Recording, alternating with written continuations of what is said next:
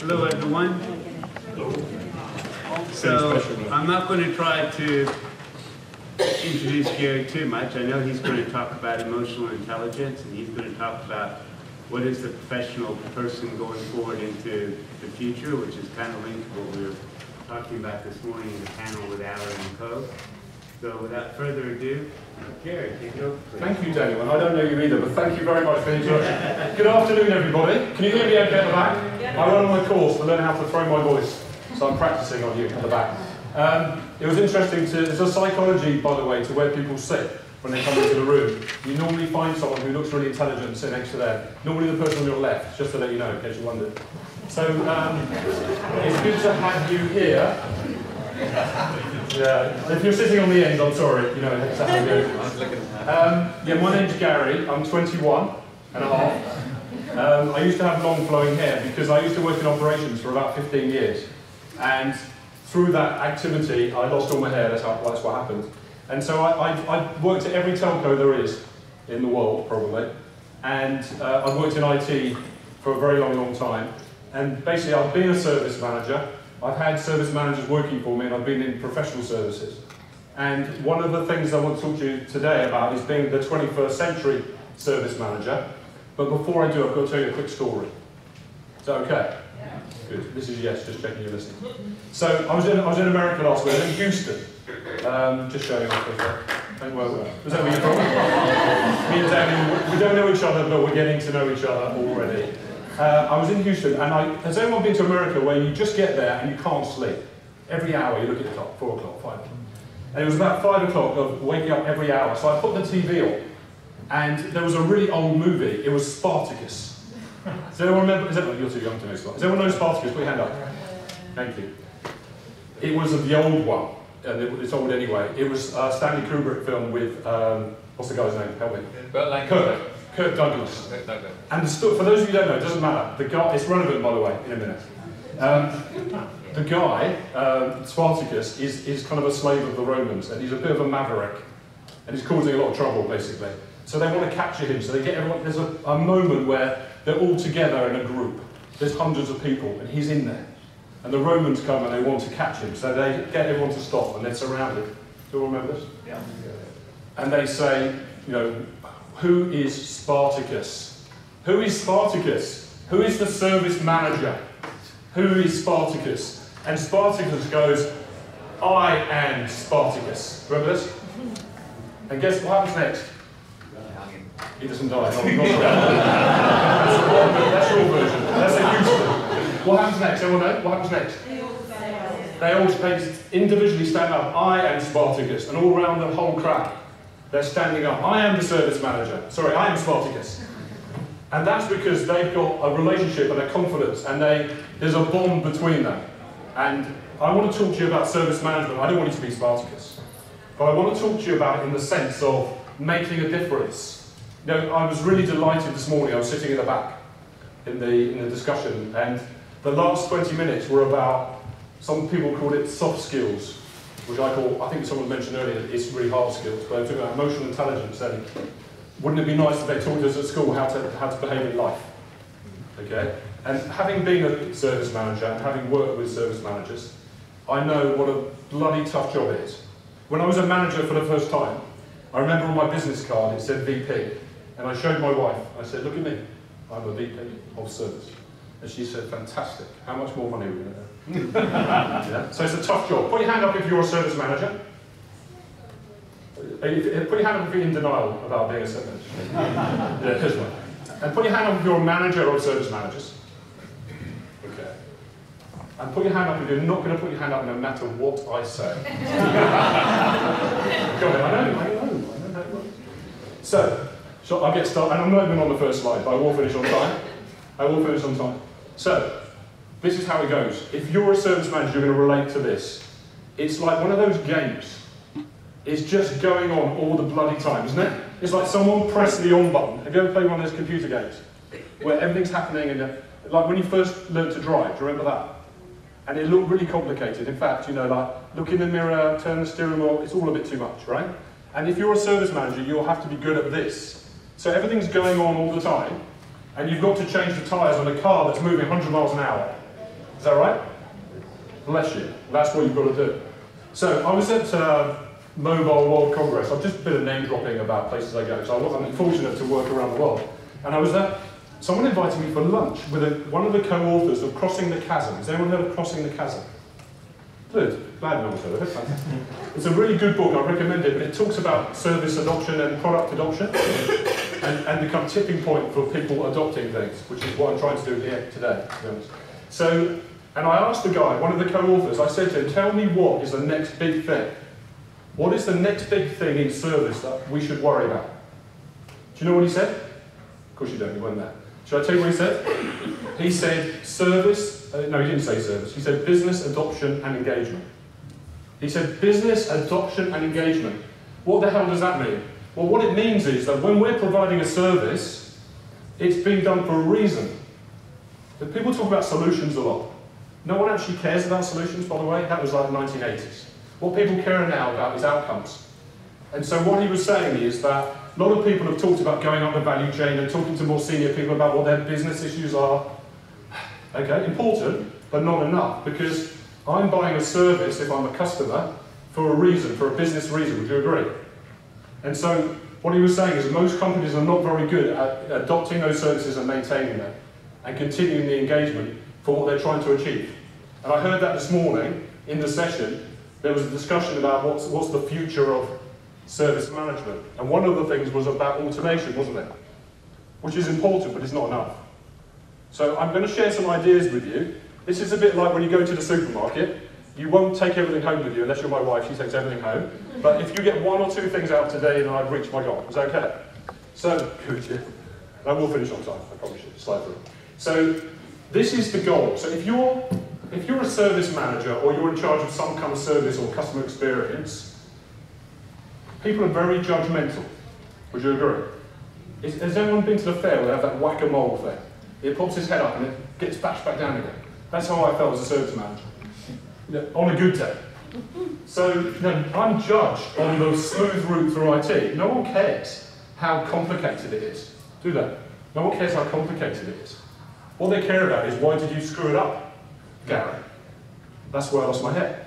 So my job as a service manager is to try and keep my head and to make sure that the perception of my service as well as the actual delivery of my service is good enough that I can live another day and have enough credibility that people care. So let me give you some ideas about that. So, this is the problem. I was a service hero. I wore my pants over my trousers. If there's a problem, call Gary. It still happens, by the way. I've worked for AT&T, I've worked for Colt, I've worked for NCR, I've worked for all sorts of companies. I've worked for myself. We have a small boutique company for the last 10 years. And I still get called. I had a call the other day, someone called me and said, hold on, what's the problem? And where is it? And it was a service problem in Finland. Please, does it have to be Finland? So this is what happens, service hero. What happens is that when there's a problem, we call you. Would you agree? Who's a service hero? Put your hand up. Oh, come on, you're good. You're okay. There's a bit of recognition, well done. But the problem with being a service hero is that we can't do it on our own. If you're a service hero, it's like we're an airbag in a car. We need it, it's really important, but once you've hit, has anyone had an airbag go off in a car? It's really expensive to put it back in again, and it's a last resort. Our job as a service manager we should only be the service hero because we've done everything else. We've done all the proactive stuff to stop having to be a service hero. Because if you're a service hero, then you're like the hottest coal on the fire. So we've got a fire at home, like an open fire, and if you're the coal on the fire, and one of them's burning the hottest, that's you as the service hero, it's me as the service hero. And if the coal rolls off, it smoulders over there on its own. Our job as a service person is to make sure that we ignite the other coals and bring them all with us.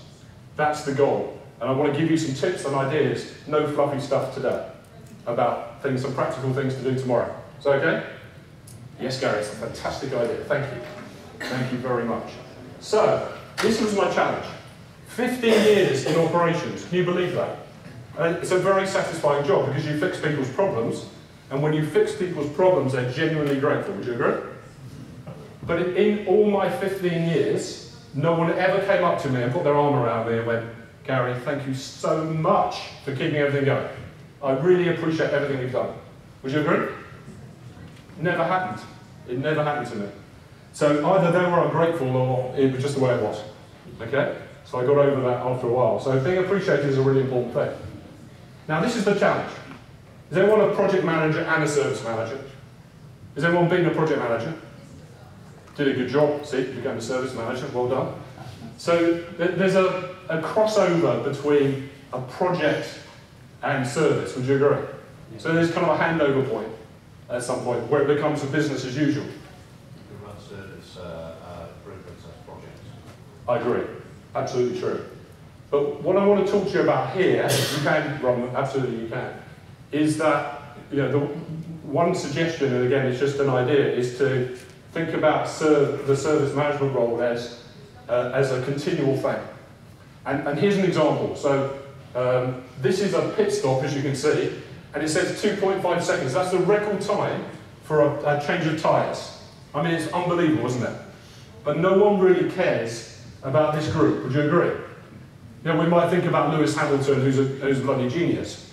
But without these guys, Lewis Hamilton is no good at all. And that's the point. So our job of being an effective service manager is to be able to leverage everyone else to make us look good. To feel confident enough that I'm happy to stand up and say, I am Spartacus, rather than he's Spartacus over there. The goal is to feel comfortable enough that everything else is taken care of, that you can put your head up and go, don't hit me, I'm okay, I've got this sorted. I know exactly what's going on. And so, is it a project or is it a service? As my friend said over here, of course, you can have projects to make things better, and I'm not suggesting you shouldn't, but it's a different mindset, would you agree, when it moves from a project to service? Put your hand up if you agree with that. Sorry, that was a bit of a leading question, wasn't there, was it? So, this is interesting. So there's two sides to this little pyramid. When I ran service management for Orange Business Services, and I had 200 service managers, and I was billing out to customers $180,000 a year. So customers were paying, we somehow managed to convince them to pay. Put your hand up if you're in service management where you, not build time, but you work on end customer stuff. Put your hand up if your service management is working with customers at the end versus internal. So customers, and then internal. Okay, so it's a mix in here. And either is the same. So it doesn't matter if the customer's paying or not, in my view. What matters is that everyone's treated like a customer. And this is what happened. So the football players were playing cricket, and what I mean by that was, when there was a problem, it works in layers. So for those of you who are working externally, the customer only cares about initially, the contract, is it right, just before you get started. So you're onboarding a new service, and the contract has to be right. There's a lot of attention, isn't there? The sales guys focused on it until they just throw it over the wall at some point. There's nothing wrong with that. But it's all about the contract. And if the contract isn't right, there's always problems. Has anyone been involved in dealing with a bad contract?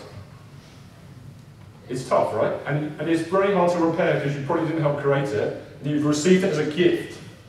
So it's a gift that you've received for Christmas.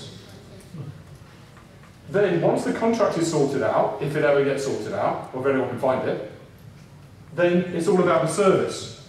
Has anyone ever had a customer say, until you fix your stuff, I may use different words, don't talk to me about anything else? Has anyone had that before? Share hands. Okay. And then and only then can you start building a relationship. Put your hand up if you think it's important to have a good relationship with the customer at the end. Okay, good. And put your hand up if you've been involved in upselling service to a customer. So when I worked at APMG, the service manager was responsible for 60% of the added revenue to the customer. They were outsourcing deals, they were a big deal. But it was the service manager that had the credibility to sell. So this is what happens. When things go wrong, the salesperson gets involved. And no offense if you're in sales, that's great, but they're the least qualified person to fix this problem. Would you agree? Sorry, have I upset this anyone? No, I'm not shooting myself. I've been in sales, so I've offended myself. But it's true, it's no disrespect, they're not service managers. They're salespeople, what are they thinking about? Upsell. You can't upsell unless you fix each other first. Yeah? And it's the same, if you're on the receiving end, So if you're the customer, who's a customer of service management? Is anyone in here? Yeah, a few. If you're on the receiving end, you don't want a service person getting involved, you want the person that can fix it to fix it. You don't want someone to give you a story about, it's going to be fine on Monday. No, it's not. It really is not. Yeah? So it's important to have that capability. So this is the key thing. If that's the case, then you said it was key for a service manager to build a relationship. You can't build a relationship unless you fix these two things. So you need to earn the right to build a relationship. And that's a key skill, and you're in a great position to do it. You are like the doctor with a white coat. No one goes up to the doctor and says, can you show me your certificate, please? The fact you're wearing a white coat means that it gives you credibility. I'm not saying you're a technician, but it's the principle of, you're a credible, if you do these things, you're a credible person in the eyes of the customer. Okay? So I'm taking the jacket off now, it's getting a bit hot, isn't it? Nothing else, just the jacket. So these are the issues that we have to deal with. Now, I'm not going to read them all out, but I'm just going to point to a couple of things on here that is really important. I think the first one is that our job is to keep the trains running. Would you agree? So it's to focus on, we're like the operational police, I suppose. But our job is to keep the trains running, and that's easier to say than do, because we don't necessarily have control over everything and everyone. And that came up this morning in the session. Well, we're talking about the future of service management. Of course, automation helps, but it's not enough. And I'm going to give you some solutions to all of this in a minute, by the way. The other one I want to point out is to cope with extraordinary events. One of the customers I work with is in retail, and of course, is it next Friday, Black Friday? Black Friday is Black Friday for all of us, to be honest, because there's a massive overload on the technology on Friday, and we've got to cope with these extraordinary events. I'm working with another customer that is in Westlake, California. And they've asked, this is one of the customers has asked me to help them, so I'm putting my pants over my trousers. They showed me a picture of where they are. So they've got a data center does anyone know where Westlake is? Okay, good. So you've read the news about Malibu and some of the fires in California. If you look at an aerial map, Westlake is right in the middle. They've got their data center right in the middle, okay? And all around it is burnt. And the way it's unfortunately working right now is that if an ember can fly 2 miles away and light a fire somewhere else. So their data center's right in the middle. It's still okay, but we're slightly challenged, shall we say. So, that's not, we always talk about having BCP and having some of this support, but this is kind of real life stuff that's going on right now. So we've got all this complexity, but we've still got to make it work. So this is the interesting thing. Where do we spend most of our time? So have a 1-minute chat with the person you're sitting next to and answer this question for me. Where does a service manager spend most of their time? Just chat to the person you're sitting next to, rush very quickly. I know you don't have a friend, but you can always speak to each other there. He's quite a nice guy. These guys work for the Friendly Society. They're very nice.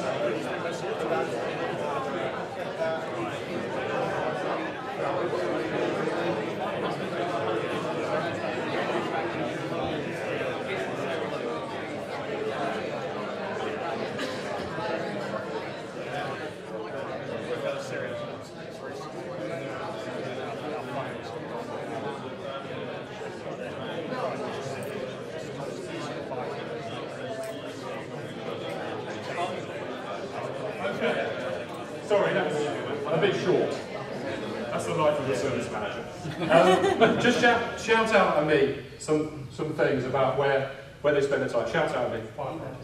Emails? Talking, yeah. Talking to who? Bloody customers. If it wasn't for them, it'd be easy, wouldn't it? What else? Fixing stuff, hopefully, yes. What else? Meetings, a lot of meetings. God, bloody hell, online. Yeah, it used to be so much easier, you couldn't get hold of me, but now you can always get me. Okay, what else? Sharing, yeah. Sharing what was it? Information. Yeah, sharing information and knowing where to find it, right? Sometimes we spend more time trying to find the information than actually sharing it. Yeah. What else? Shout out, don't be shy. Understanding the needs of the customer. Say it again? Understanding the customer needs. Understanding the customer needs, yes. So that's an important thing for us to do. What else? Firefighting. There's a lot of firefighting going on. It's interesting because now, when I was inside a company, I'm unemployable now, as you can tell, but when I was, you don't realise how much time you spend doing these things. Not that there's anything wrong with it, because you have to live with it and make it work. But now I'm external, I work inside companies. My wife calls me, she doesn't know what I do, so I can't explain it. But she says to people, he's a company doctor. Is that right? Okay, fine, that works for me. So as a company doctor, I can stand back and I can see how hard it is, meetings, and I'm working with some directors in a utility company, and it's taken me a week to get in their diary. And they really need my help. They've said they're paying me, in fact. And they've spent a week just trying to get in front of them. So life is busy and it's getting more complicated. And the reason it's getting more complicated is because of three things. Number one, the iPhone. And they're together, right? It's a perfect storm. Number two is the downturn. And number three is cloud computing. And the three of those together has caused the perfect storm. Because now, customers and users think they know everything about technology because they just press the buttons. It seems pretty straightforward to me, my friend. What is your problem? Why are you making it so complicated? Because it is, but in their view, I press these buttons and I can do all sorts of things. Is that right? Secondly, the recession. People had to do more with less. I'm old enough to remember the recessions before that, but never before have people had to do so much with so little. And they've managed. It's not easy. They've sweated the assets, as they call it, which is not a very nice way to talk about people. But they managed, they had to, they've managed. And obviously cloud computing has changed everything. Because everyone's trying to do something as a service and take things away from them. And there was a discussion on the stage this morning about, I think, Barclay was the guy's name. Basically we're losing control, but maybe we don't want that control. Yeah, there's two sides to that story. So that's where the service manager spends their time. If you were drawing a line and saying, right, above the line are all the places where I'm spending my time, but if I had a magic dust and I drew a line, and below the line, where would I want to spend my time, what would you say? Have a quick chat. Where would you want to? Where should you be spending your time if you could? The bits that you're not doing today you want to do. Have a chat with the person you're sitting next to. Where could you spend your time?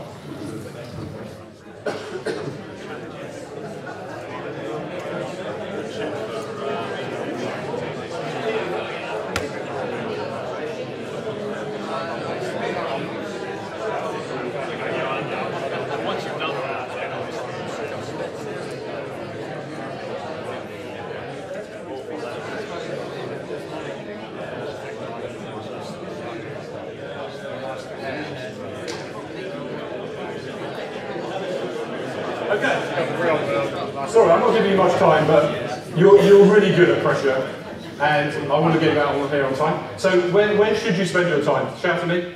With my customer understanding their needs. Yeah, with the customer, I agree. What else would you like to spend more time on? Developing staff. Oh, my God, how much time? Yeah, wouldn't it be nice to spend more time developing our teams? Definitely. What else? Developing services. Sorry? Trend analysis. Can we be proactive? Can we see patterns of things that are occurring that we can maybe not have them happen next time? Absolutely. What else? Developing yourself. How much time do we have for ourselves? Oh, it's not about me. Of course it is. Because if you're a better person, your team are better. Would you agree? What else have we got? On holiday? I'd spend more time on holiday. You know what, it's funny, but it isn't. I used to work for a guy, and this was the best thing that happened with my best boss, I would say. He said, Gary, stop being a hero. I'm putting in your objectives, you need to go on holiday. And I'm going to pay for you to... Nice guy, right?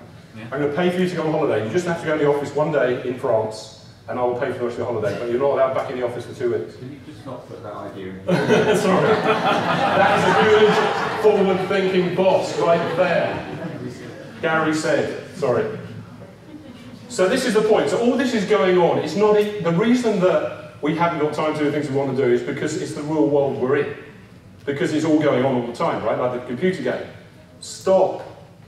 Stop for a minute. Have you ever booked an appointment with yourself and had the time to think? If you could do the things you wanted to do, would you do anything differently tomorrow? Or are we on the...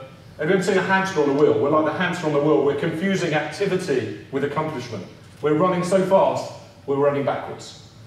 So, and that's what I was doing. That's why I lost my hair, and that's why I work for myself. So, here's some ideas. Let me give you some ideas because, yes, Gary, thank you. You're telling us all our problems. We know this. Let me give you some solutions and outcomes to your problems. Before I do, one of the most important things for you to be Spartacus is you've got to have credibility and presence. And that's not an easy thing to do because you can't control everything that's going on in your world. Would you agree? But you need to. And I'm going to give you some ideas about how you might do it. Some of it's bribery, but there's some more ethical ways. And probably most important, so when I work for companies a lot, so I get kind of thrown in, Gary will fix this kind of guy.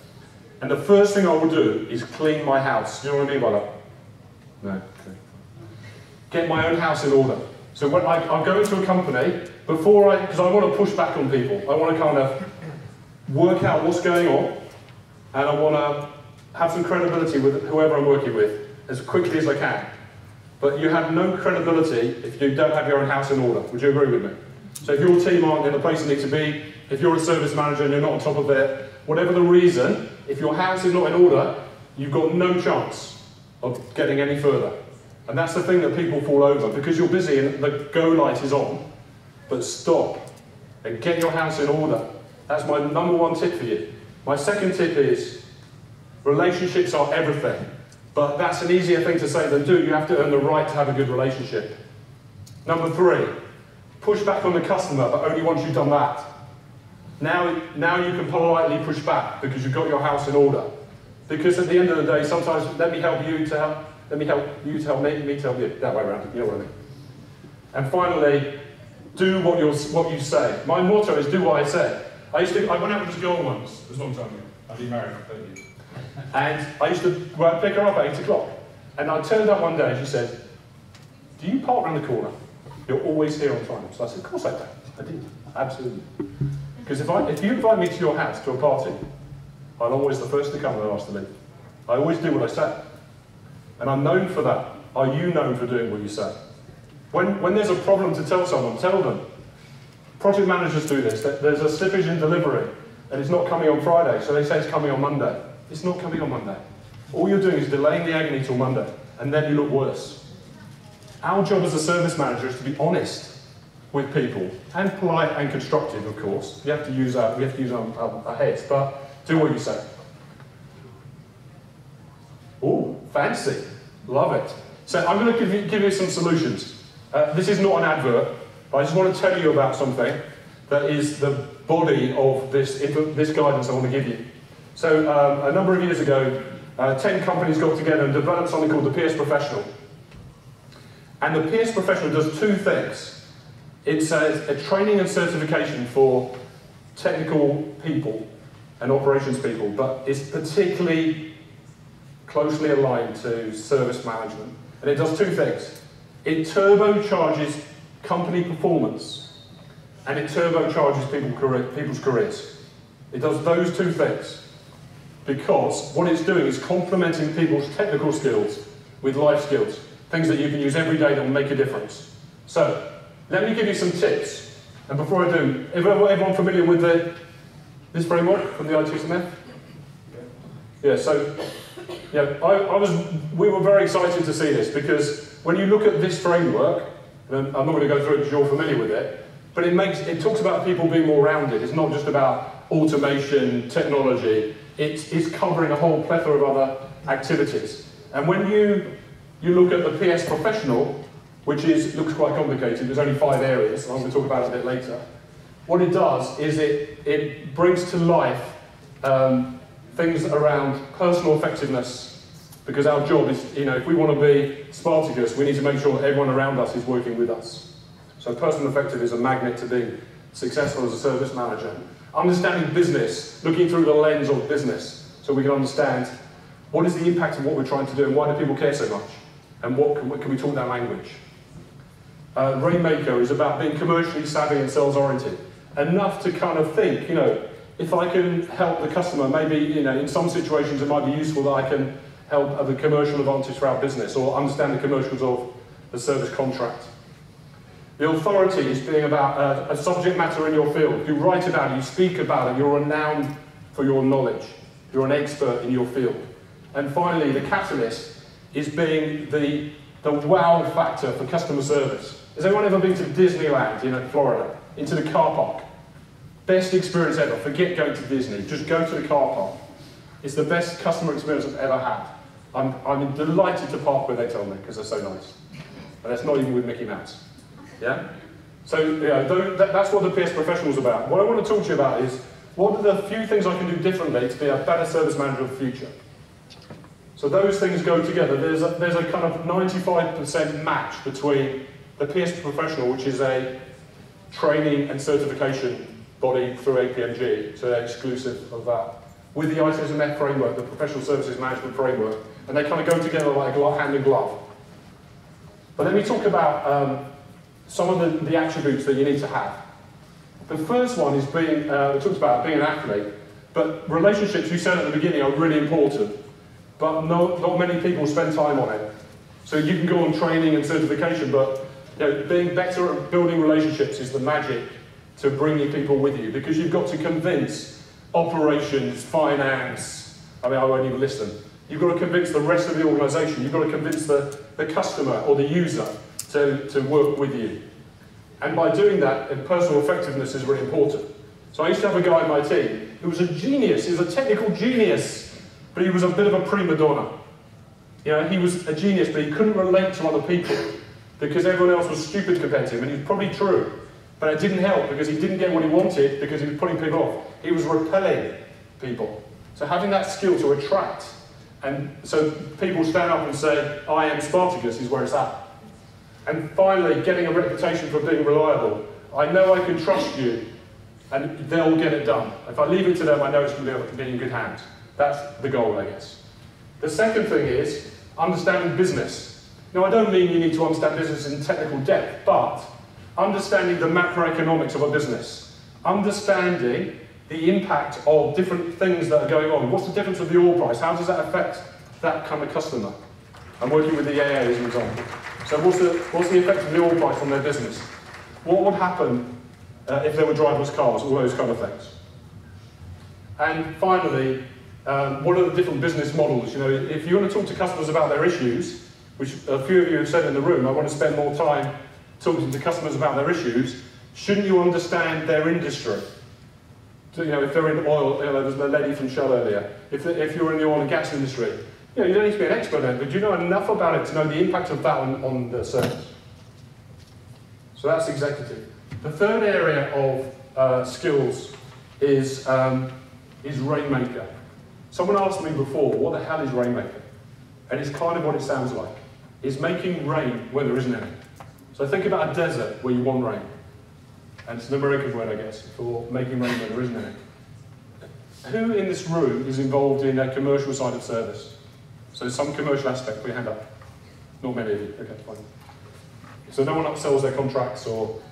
So here's a classic one. So in a lot of situations, does anyone do service reviews with internal or external? Put your hand up if you do service reviews. Have you ever had a service review that is always green? Because you did a really good job. Well done. Here's the problem. If you keep showing the customer that everything's green, guess what they think? What do they think? What's that? Well, they might think it's fake, but there's something else. What do they think about you? Sorry? It's easy. It's easy. I don't need it. What do I need a service? I don't need a service manager. It's all right. They forgot how hard it was before, and you've got them to that point, and they don't necessarily understand what you need to do to maintain it. So those are the sorts of things I'm thinking about. It's looking through their lens and being relevant. I'm not saying you have to make things go down to show that you're there to make a difference. Is anyone involved in writing proposals? A few of you. So, helping increase the win rate in proposals because you understand the insight of what they're trying to do. The fourth area is the authority, and it's about being a subject matter expert in your field. And how do you know if someone's good at what they do? I remember I went to speak to the head of professional services at BT, and he, looking on his LinkedIn profile, he was an authority in security. That was his background, so he started as an authority. And I said, I won't say his name, but I said, look Ray, what is an authority? How do you know if someone's an authority? Go on, tell me. How does someone become an authority? I mean, is it like, they read about it? I mean, what makes you an authority? What do you think? Shout out. Other people quote you. Maybe. So if someone quotes you, you might be on the way to being an authority. What else? Seek your advice. Someone seeks your advice, okay. Good. What else? Somebody seeks your advice and takes it. If they take your advice, that's good. And if they pay for it, even better. But yeah, there's a few bits. It's quite difficult, isn't it? Now, is it like I've read all the books and I get quoted 3 times? It's a very difficult one to nail. And what we've tried to do through this certification is nail what it means to be an authority. To be a subject matter expert in whatever field you are, particularly in service management, so that you're recognised as being as good as you hope you are. Let's just put it that way. The other one is being able to write things down. Who cranks out reports for customers? Service reports. Who does service reporting? A nightmare, isn't it? Who does customised service reporting? Come on, you'll do it. Yeah, exactly. It's a challenge, isn't it? And everyone wants it to just, yeah, but I want it a little bit like this. You know, being an expert in presenting information is a massively important attribute to being a good service manager. It will save you hours. In my team of 200 people that were service managers, they used to spend 60% of their time cranking reports, honestly. When I took that team over, I was shocked. And they weren't even very good, their reports. It wasn't their fault. So being able to design a documentation and write things in impactful ways is a really important skill to have. And finally, be able to demonstrate the art of the possible by linking to what's really going on out there and pointing out the context of automation or digital transformation, but being able to kind of say, yeah, what that means to you is, without it being kind of a glossy thing. And finally, being a catalyst. This is having the wow factor in your customer service and managing expectations. I try and focus on this the most. That's where you get the biggest impact. And all you need to do, by the way, just a little tip, it's a quickie, phone people back. Give people feedback. The number one issue in perception of service is that no one called me back. I called up my broadband provider the other day because I had a problem and the woman told me what she was going to do, and I said, I'll call you back in half an hour. And I said, no, you won't. Honestly, you will not call me back. And she said, no, I really won't. I said, you won't. I know you won't. Anyway, guess what happened? She didn't call me back. Probably because I was so rude. But no one ever phones back. When I was in operations, the number one thing is always get back to the customer. If she called me back and said, Mr. Gamp, I'm really sorry, we've not fixed your problem, I've looked into it, but we're working on it, and I'll come back to you and give you an update in the next 2 hours, I think, oh my God, I'll probably fall over. Would you agree? So delivering the wow factor customer experience. There was a discussion on the stage about giving people, drinks or something when they come in with tea bags. Fine, but actually when you're at the service level, you just want service, and you want it to stand out. And so it's managing and exceeding customers' expectations. So find out what they want and do it slightly better, would be my advice. And never commit to something you can't do, just because the problem goes away and it makes you feel good, because it comes back at you like a boomerang. And then finally, the devil's in the detail. Now, I'm not a detailed person by trade, but I've learned to be. Make sure my facts are clear, don't try not to blame people, and just separate the logic from the emotion is a skill to have going forward. So finally, as we get towards the end, I think the landscape's really changed. Now back to my conversation at the Mobile World Congress about, it's all about the outcomes that we can achieve and making things happen in the engagement. The landscape's changed. It's moved beyond the service maintenance itself. That's an important skill to have. But our goal is to bring the rest of the organisation with us so that we can count on each other. There's a peer pressure between us that no one wants to let us down. And we can't fix everything, of course. But we're not good enough on our own. You can be running 150%, but it's not going to be enough. You've got to try and help other people be with you to maintain the service you've got to do. So the first thing is, you've got to be professional. This is like a three-legged stool. Without one of these things, you fall over. You've got to be professional, always courteous. Now, my wife is very scared of flying. So if there's turbulence, if anyone's scared of flying, my wife is. If there's turbulence, she cries. I know it's sad. So I dry her now, but anyway. But she genuinely is upset. What she does is she looks at the air steward or stewardess, and if they're kind of looking kind of cool and serving the coffee, she's cool. The moment they make that chicken run face, they go, you like that? She starts crying. And part of our job is to be calm. If you can create calmness for people, even though inside you're thinking, oh my God, I'm not Spartacus today. You've got to fake it till you make it. Because if you're calm and you come across professionally and that you're in control, that's half the battle. Secondly, be personable. People like people. So if you're personable, you've got half a chance. It's not an excuse for doing things not well, but it gives you a bit of rope. If you've got a relationship, they'll give you a second chance, maybe. And finally, I think it's important to be commercial. You may not be commercial in your role, which you don't need to be, but certainly going forward you will, because everything is blurring together. You heard this morning, the business and technology is blurring the edges. And every year it's blurring more. And I'm working with a company right now where the IT guys have updated the technology, which was 20 years old. They were fighting internally because the old and the new were fighting. And then the technology guys and the business were completely like ships in the night. We're spending all this money with these new technology guys. They've all got like Mac laptops and Hawaiian shirts. What's the benefit for us in the business? Yeah, no one has taken the time to get close and be commercially savvy about what they're doing. So, I've got 2 minutes left. In my last 2 minutes, let me wrap up what it takes to be a service hero, to be Spartacus. There's 5 things. The first one is, look through the lens of the business. Try to see it from their point of view. You don't have to agree, but if you understand where people are coming from, it's half the battle. Secondly, develop the ability to bring people with you. Now, this is something that's so misunderstood. I'm not saying give in to people. I'm not saying be mediocre about things. That's not what I'm saying. But try to bring people with you in any way that you can. And I don't mean by ransoming their kids or anything like that. The third thing is, the customer experiences everything. People judge you on that route through IT. The customer experiences everything.